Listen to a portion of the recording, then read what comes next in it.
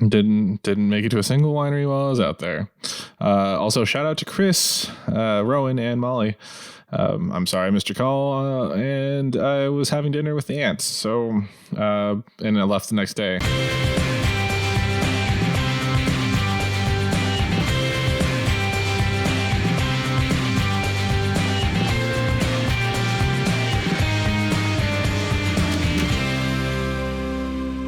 Welcome back to Rewind with bschwitty, because the Dora Milaje have jurisdiction wherever the Dora Milaje find themselves to be. Today, I am back, sort of. In honor of World Malbec Day this Saturday, we're going to be revisiting one of the last episodes of Season 2 of Rewind, which, depending on how the screen works out, is somewhere around here. And we did a blind tasting, if I remember correctly. Listen, I'm going to be honest with you. I was visiting family last week, as you might have noticed last Wednesday when we did a very quick episode for beer facts. And I plan on coming back this week with a episode today on Arizona wine facts and an episode on Friday about a vlog of me doing a tasting at an Arizona winery. That didn't pan out with the pandemic and family time.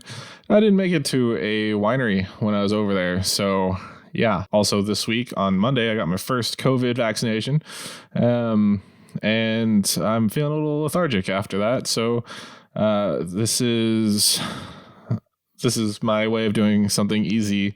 And who knows what's going to happen for Friday's episode. So if you have any wine myths, if you're watching this, if you know of any, my friend told me this about wine or whatnot, I could disprove with some empirical evidence, leave it in the comments below. And maybe it'll show up on this Friday's episode.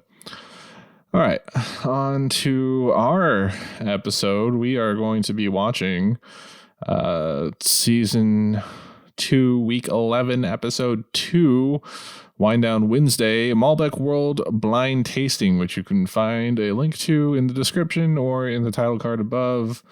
Now we are going to start. For those of you that don't know, World Malbec Day... I just did it. Okay, that's one thing. While I was in Arizona, one of my aunts asked me to stop swearing so much in my episodes. And let's be fair, Season 3, I have not swore as much. And again, those are outtakes in the beginning, which now, due to the YouTube algorithm, will bleep anyways. And if the one swear word I do remember saying this season, I put a bleep on it. And I think I might have said one or two more, but I'm trying to be better about that.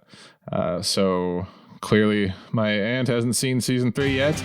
But when you get to these, thank you for your note. Continuing on.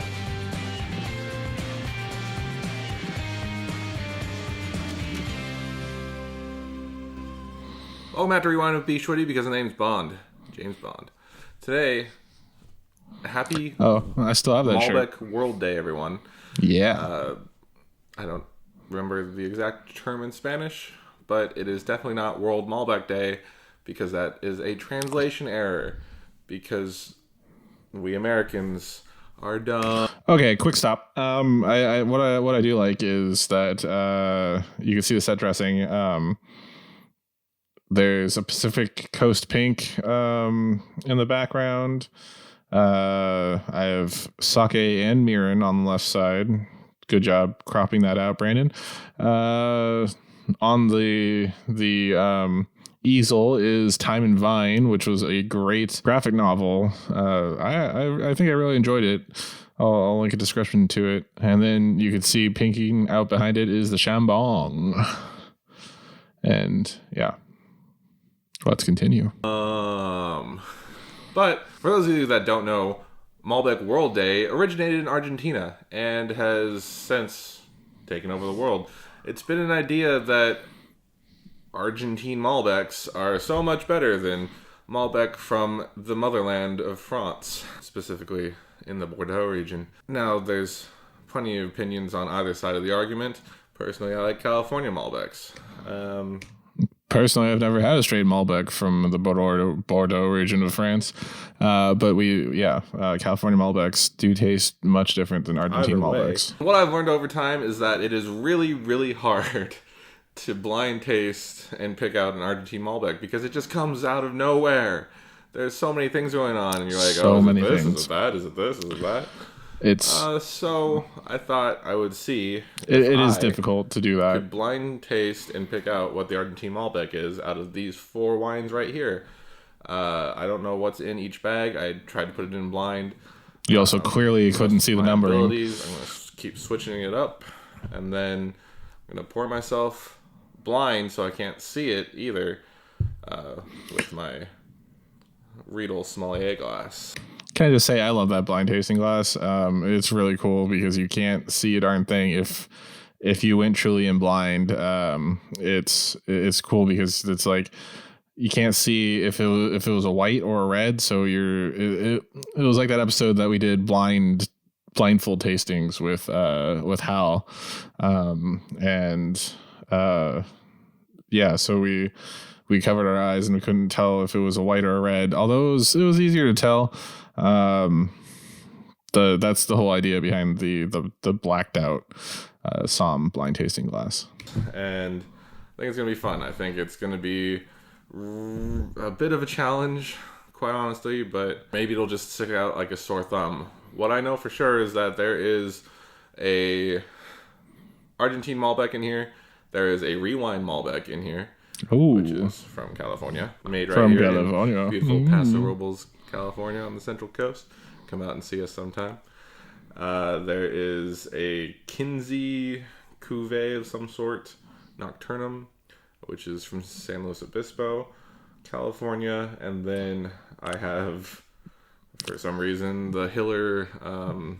I wasn't poo-pooing the Kinsey. I was just that Austrian wine, fighting my own self-board by myself. Which I still had a couple bottles of. So I'm gonna mix these again, around. I'm a bit sleepy. Far away, so I don't do it. I'm gonna close my eyes and hopefully I don't spill anything. So I did do this actually blind, as best as I could. I put the bottles in without looking, and then I did this little switcheroo, which really doesn't matter since they're different colored bags. I wish I would have sped this part up because... Oh, hey, quick cut. Good job. All right, I'm just going to open my eyes. Again, I did this completely blind. Number 4. Not knowing what was in there. I think the only giveaway is one of the bottles had a different shoulder than the other 3. But I tried to do Bordeaux bottles, and I tried to be as above board on the tasting as possible. So my idea here is that at the end of each round, I'll try to pick out the Malbec. Why would you leave that in? Keep on going, making it easier on myself. This is 2 years ago, Brandon punishing modern Brandon. And like, it's World Malbec Day. So this one's why are we not having more super fun? Funky on the nose, which would indicate Argentine Malbec. I guess I should have been describing them. This one was almost Syrah-like, but this one kind of has a Syrah.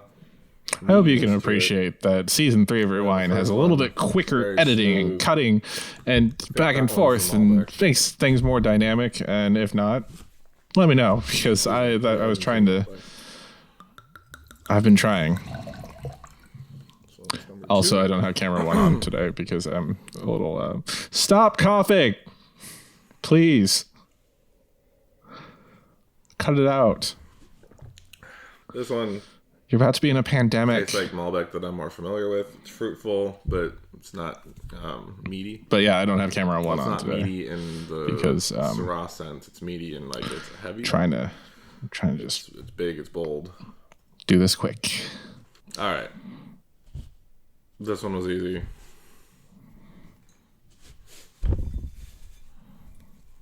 Ooh. Is it the Argentine Malbec? This is the Argentine Malbec. I can't. Wow. It's just so weird. How is there still 4 minutes left?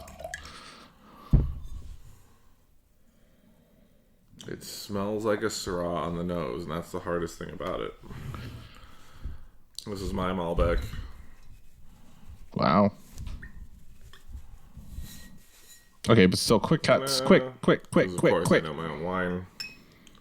That was impressive. And then I'm going to guess this was the Austrian wine.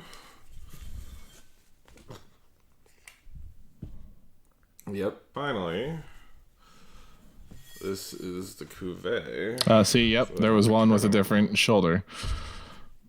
Hey, look at that. I know how to blind taste. Cheater, pumpkin eater. I mean, as blind as I could. So I remember, it went okay. It wasn't so as weird hard as I thought it would be. The Argentine Malbecs do really just hit you. Not weird in like a bad way. It's. I'm about to explain it. So again, this is 2 years ago. I don't remember doing this tasting at all. It's like, I don't remember half of the final episodes I did of season 2, just because it was a hard time. It's just really hard to describe, I guess. Describe it.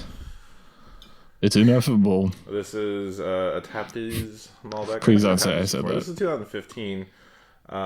This is from their Alta San Pablo State Vineyard, located at 42,000 feet above sea level. I still have that shirt. I think I said that already. Mendoza! 12 months. Oh, I love that. we haven't done that yet this season. Intense violet color, lush flavors.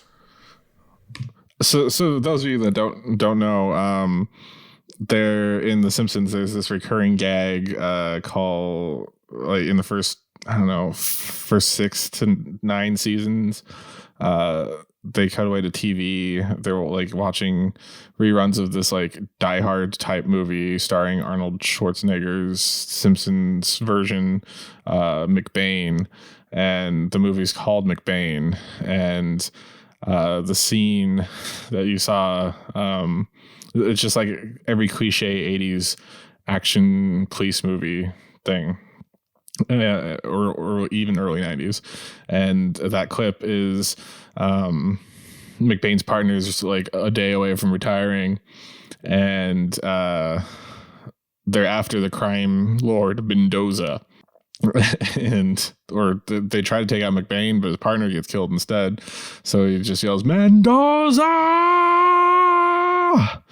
Which I absolutely love. And then it became a running gag on Rewind every time that we'd encounter an Argentine Malbec, specifically one from Mendoza, and I'd say Mendoza, and we get cut away to Mendoza. So that's that explained to new viewers that haven't seen episodes yet. All right, moving on. Saying notes of plums, blackberries, and raspberries. I get the plum. I don't get the blackberry, which I can say because I had blackberries for dinner. Why'd you have blackberries for dinner? But I'm not a forager. I have my berries in the morning like everyone else. Here, just smell it. Just smell it. Just smell it. There's just something that does smell weird. About Argentine Malbec that's just like black. It's distinct. But when you don't think it's coming, it just gets you. It's every time. Mendoza. Oh. Mendoza! All right, that's enough of me just talking your ear off on today's Wind Down Wednesday. I hope you had a glass and enjoyed it with me. How did you celebrate Wednesday? I knew Malbec World Day? Let me know. Did you do your own blind tasting? Our Wind Down Wednesdays are now on Fridays. Probably not. This is excessive. Anyway, thank you for joining me today on Rewind for Malbec World Day. It's been my pleasure hosting you. Tune in this Friday to see our friend Morgan Mellish. You may remember her as the girl that pretended to take over my show on April Fool's Day, as she challenges me to a rousing game of blind tasting Flip Cup. It might... Pause. Okay, that was one of my best April Fool's Day jokes. Morgan was an old coworker of mine, and you can find her on Instagram at Mama Bread. She does a lot of baking now on Instagram, and I think she's a level 3 CSW or something to that extent, or at the time. And we shot an episode where she took over for me for Rewind, and we posted it on April 1st. And fantastic. People thought I was actually handing it over to her. Yeah, it was well done. You could go back and check that in the archives, or I'll link to it. But yeah, shout out to Morgan. I think we shouted her out on Instagram on April Fool's Day this year.